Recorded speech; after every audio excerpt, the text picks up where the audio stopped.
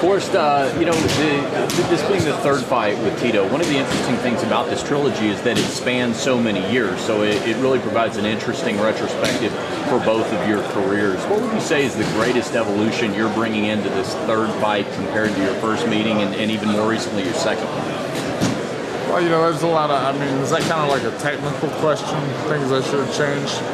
Stand lower, I stand way too high, kick from a better base, sit down when you throw punches more. Some things, I've tried to work on. I've worked wrestling a lot, so we'll see what happens with that. One thing I've noticed about working wrestling is your body does not like it. It's the body hates to wrestle, it turns out. It's a weird thing. How has it been having this long camp? Like you said, you thought the fight might have come earlier in May. So how have you, kept your body intact? I don't train I train more, but not not as much. Does that make sense? Guys like I train 4 hours a day. I train 4 hours a day. We're counting stretching. We're counting showering. I spend ice bath. Like my wife will tell you it takes me 8 to 10 hours a day to work out. But you go into 2 or 3 different gyms. Your body's only got so much. Your conditioning has been great. I've seen you throw it out a few different times, getting your sweat on there. It seems like you've been taking conditioning to the next level.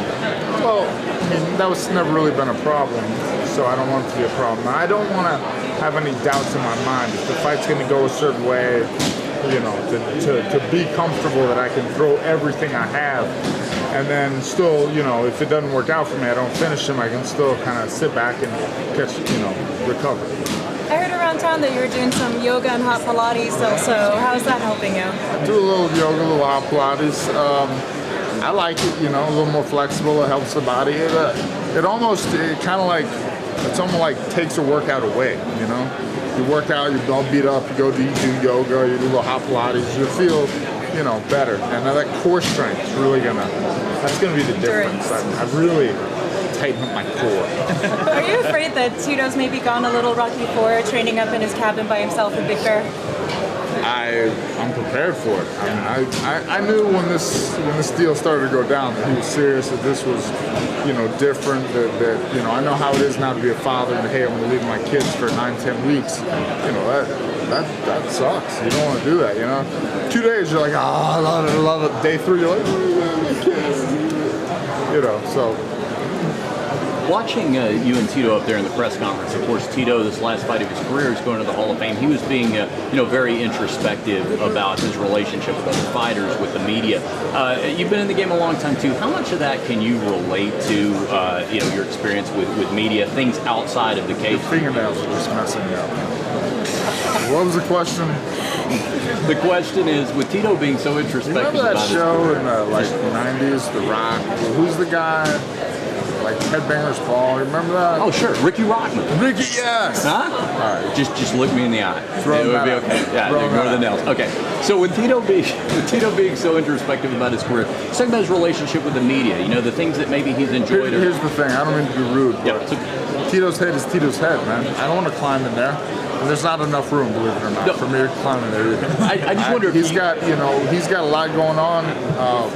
My thing is that I know he's going to come in fired up and emotional. Be ready. There's a storm coming. I know. I know it's coming. I know. I just wonder if you could relate to the things you've enjoyed more or less outside of the cage. The red tape, the dealing with the media, that kind of thing. Tito said he'd fight for free, it's the training you get paid for. Well, I train for free. I used to pay people to train. I kind of still do, actually. I really like training. This is what stresses me out. It's not that you guys are doing anything wrong. It's just that, I care. I want to perform well. I want to win. For some reason, I want people to like me. It's a weird thing. It's like a disease. And, I want to impress people. I want people to say, shit, man, I got my $60 worth, But do you consider this a legacy fight? And if so, what is for it? him, for me? Well, this is the only time I've ever fought somebody 3 times. So, for better or for worse, we're going to be, to some extent, inexorably linked, As far as your MMA career goes, would you have actually continued to fight if it hadn't it been for the Ultimate Fighter and winning that Oh, season? yeah. I had a big money fight lined up at heavyweight for $500 that I was actually trying to get the leave time in to go do. That's taking your career in your hands, you know. Like, I don't want to throw the right too much. If I break my hand, I can't go to work. Where do you think you and Tito will sit after this fight? I'd like to think we have mutual respect for each other. Is that? You ever gonna be hanging out?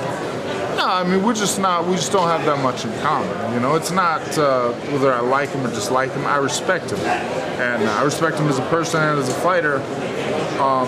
That don't mean I like him though. You know, it's like I've got nothing bad to say about the guy. I was actually I've noticed a couple years ago there was a little kid and he was real nice. You know, he took the time.